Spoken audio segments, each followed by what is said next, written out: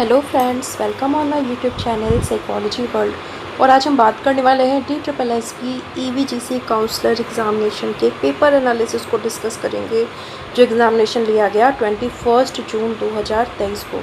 तो हम देखेंगे कि पेपर में किस तरह के क्वेश्चंस पूछे गए थे, किस सेक्शन से किस तरह के क्वेश्चंस आए थे, कितने क्वेश्चंस आए थे, पिछले बार से इस बार का पैटर्न कितना चेंज रहा, क्या अलग रहा। तो इन सब चीज़ों को आज की इस वीडियो में हम स्टार्ट करने वाले हैं, तो लास्ट तक हमारे साथ बने रहिएगा। वीडियो को स्टार्ट करते हैं, लेट्स स्टार्ट। फर्स्ट पेपर की बात करें तो फर्स्ट पेपर का सिलेबस हम जानते हैं कि 5 पार्ट्स में डिवाइडेड होता है। फर्स्ट पार्ट आपका करंट अफेयर, वहाँ से 20 क्वेश्चंस। इसके बाद आपका मैथमेटिकल रीजनिंग, वहाँ से भी आपके 20 क्वेश्चंस होते हैं।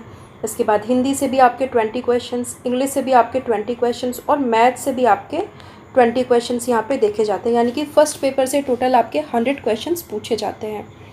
तो इस बार एग्ज़ाम में क्या थोड़ा सा चेंज था। लास्ट ईयर तक क्या होता था कि आपको अगर एक सेट से दूसरे सेट में जाना है, जैसे कि यहाँ पे EVGC के DSSB के एग्ज़ामिनेशन में क्या होता है कि आपका अलग अलग 20 क्वेश्चंस का सेट दिया होता है, फर्स्ट पेपर में भी और सेकंड पेपर में भी। आपको अगर एक सेट को पहले नहीं करना है, दूसरे सेट में जाना है, तो इस बार ऐसा देखा गया कि आपको पहले फर्स्ट सेट को कर लेना है, तभी आप दूसरे सेट में जा सकते हैं। तो फर्स्ट पेपर में टोटल आपके 100 क्वेश्चंस हो गए, सेकंड पेपर में आपका 200 क्वेश्चंस होते हैं, जो कि साइकोलॉजी बेस्ड होता है। तो पहले हम फर्स्ट पेपर को यहाँ डिस्कस कर लेते हैं। तो यहाँ देखा गया कि करंट अफेयर से काफ़ी अच्छे खासे क्वेश्चंस थे। इवन कुछ हिस्टोरिकल टेम्पल्स को भी करंट अफेयर से जोड़ करके क्वेश्चंस पूछा गया था। इवन हिस्टोरिकल टेम्पल से देखा गया तो 7 से 8 यानी कि जो फेमस मंदिर रहा है उससे रिलेट करके, करंट अफेयर से रिलेट करके क्वेश्चंस दिए हुए थे। तो यहाँ पे करंट अफेयर तो करंट अफेयर ही है। लास्ट ईयर का लगभग 2 साल का करंट अफेयर यहाँ पे पूछा गया था, यानी कि 2021, 2022 और 2023 से जनवरी तक के क्वेश्चंस यहाँ पे देखे गए। तो आप अगर अपने नेक्स्ट EVGC की तैयारी कर रहे हैं तो इन चीज़ों को आपको ध्यान में रखना है। और इसके बाद आगे देखते हैं।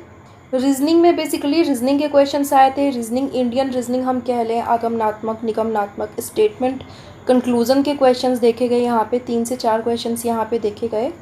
एंड आगे बात करें मैथमेटिकल रीजनिंग की बात करें तो सीक्वेंसेस लगाने के क्वेश्चंस थे।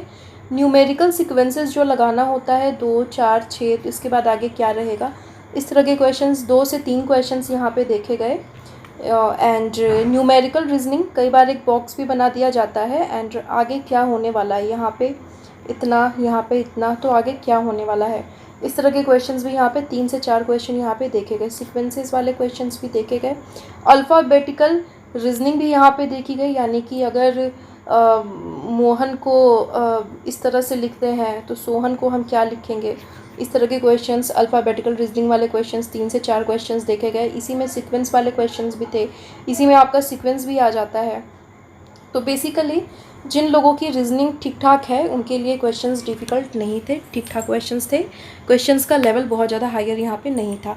हाँ, अगर हम करंट अफेयर की बात करें तो करंट अफेयर इस बार काफ़ी डीप पूछा गया था। तो आपको तैयारी किस चीज़ की करनी है, करंट अफेयर पे बहुत ज़्यादा फोकस करिएगा। 20 क्वेश्चंस आपके वहाँ से आते हैं। एंड इसके बाद में हम बात करते हैं round table seating arrangement. Round table seating arrangement, किसके बगल में कौन बैठा है, किसके राइट में कौन बैठा है, किसके सामने कौन बैठा है, इस तरह के क्वेश्चंस भी यहाँ पे देखे गए। 5 से 6 क्वेश्चंस इस तरह के देखे गए थे। तो जिनकी ठीक ठाक प्रैक्टिस है तो वो इस तरह के क्वेश्चंस को बहुत ही आसानी से कर लेते हैं। इसके बाद में ब्लड रिलेशन, ब्लड रिलेशन के भी 4 से 5 क्वेश्चन देखे गए। ये भी बहुत डिफ़िकल्ट नहीं होता है, अगर आप थोड़ा सा ध्यान देंगे तो बहुत अच्छे से आप इमेजिन करके ब्लड रिलेशन आप निकाल लेते हैं। तो इसके बाद में डायरेक्शन के क्वेश्चंस भी 3-4 क्वेश्चंस देखे गए, यानी कि आप यहाँ से आप लेफ़्ट में चले, फिर आप आगे की तरफ मुड़े, फिर आप इस तरफ मुड़े, फिर आप अपने मेन जगह से कितने डिस्टेंस पे हैं, या फिर आप अभी आपका फेस किस डायरेक्शन में है, इस तरह के क्वेश्चंस भी यहाँ पे देखे गए थे। तो 3 से 4 क्वेश्चंस यहाँ पे देखे गए। तो मोटा मोटी हम बात करें अगर रीजनिंग वाले सेक्शन के बारे में, तो यहाँ से ठीक ठाक क्वेश्चंस देखे गए। जिसकी रीजनिंग थोड़ी बहुत भी अच्छी होगी वो 20 में से 17-18 क्वेश्चंस तो सही करके ले ही जाएगा। एंड अब आगे बात करते हैं मैथ्स। मैथ्स से भी यहाँ पे 20 क्वेश्चंस देखे गए।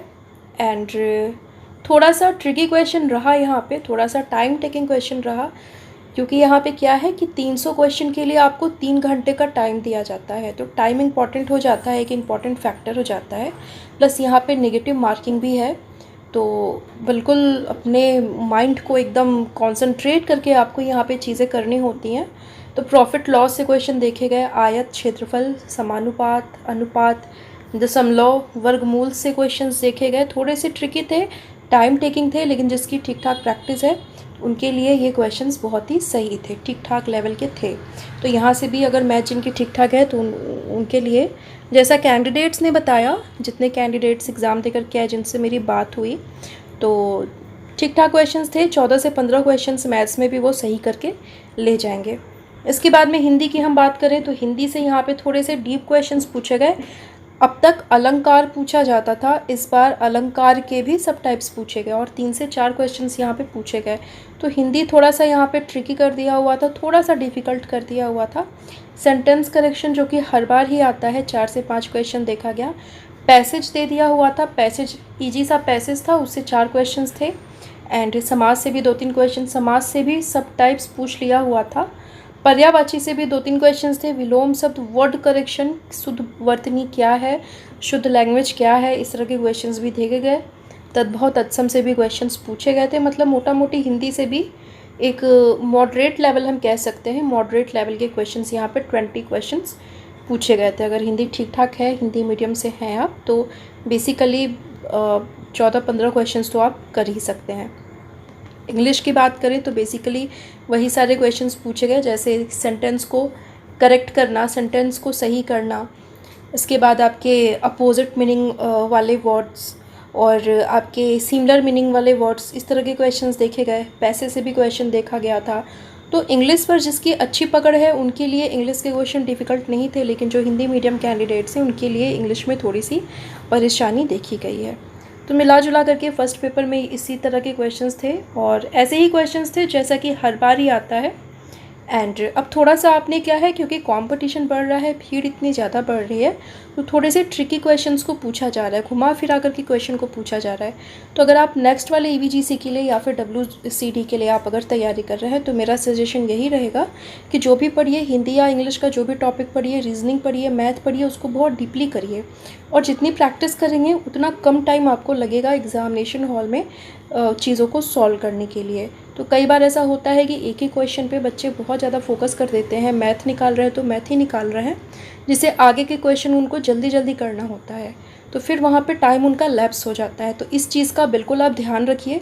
प्रैक्टिस जितना ज़्यादा करेंगे टाइम आप उतना ज़्यादा बचाएंगे। 3 घंटे में 300 क्वेश्चन आपको करना है, अच्छी प्रैक्टिस रहेगी आपकी। अगर आप सीक्वेंस में प्रैक्टिस करेंगे, स्टेप बाय स्टेप चलेंगे, तो क्या होगा कि 300 क्वेश्चन करने के बाद भी आपके पास इतना टाइम बच सकता है कि आप अपने क्वेश्चंस को मिला सकें कि आपने क्या सही किया है, क्या गलत किया है, कहीं कुछ छूट तो नहीं रहा है।